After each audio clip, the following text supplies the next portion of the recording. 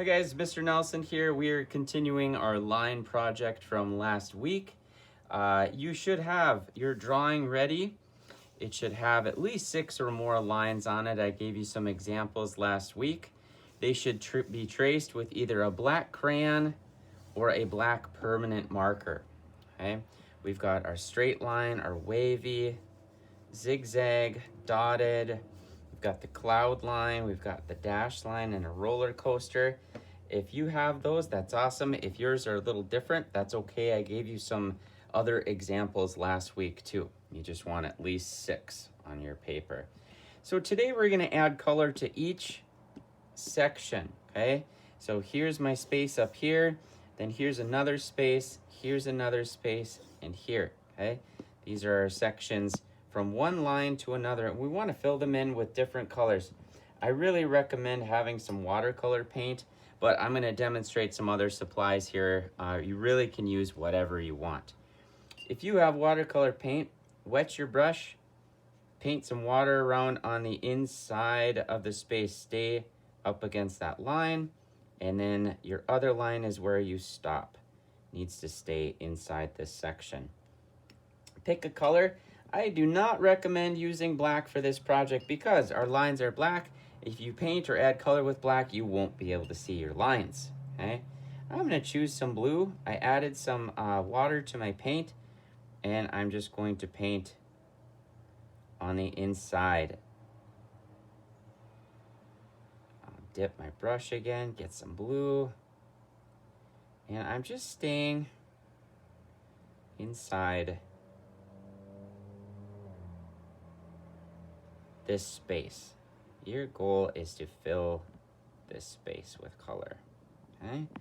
And maybe you want a little more blue. All right, I like that. That's what watercolor paint will look like, guys. And I would take a break in between each section, let it dry, because if I go on to this next section, the paint will kind of run together. Maybe you want to get really silly, maybe mix a couple colors together. That's totally fine. I love mixing blue and green together. But let's not use black for this one this week, okay? We want to be able to see our lines. Now, if you don't have paint, you could also use marker, okay? Just again, guys, go up to this area. Your job is to fill in this section right here, okay? And be really careful here. And you guys get the idea. I'm going to fill this in completely. Don't want any white spaces. But this will take me a long time to fill in. So I'm going to just put that off to the side. That's what marker will look like. Guys, I love crayons. Crayons are a great idea. If you've got crayons, absolutely. The possibilities are endless. You can mix colors with crayons. Again, fill it in, guys. Go up here. And when you get to your next line, okay, that's where you stop, okay? So if you notice, each section is going to be different, okay? If you want to get really crazy, maybe you want to mix a little bit of crayon and a little bit of watercolor. That's one of my favorite things to do. You'll get a little bit of orange in here, kind of fill that in.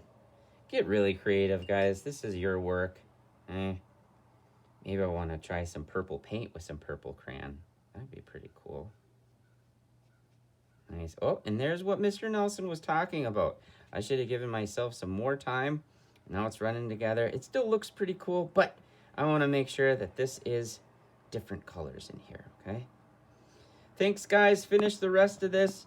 I'll post some pictures on what the expectation is. Have a good one. Keep making art.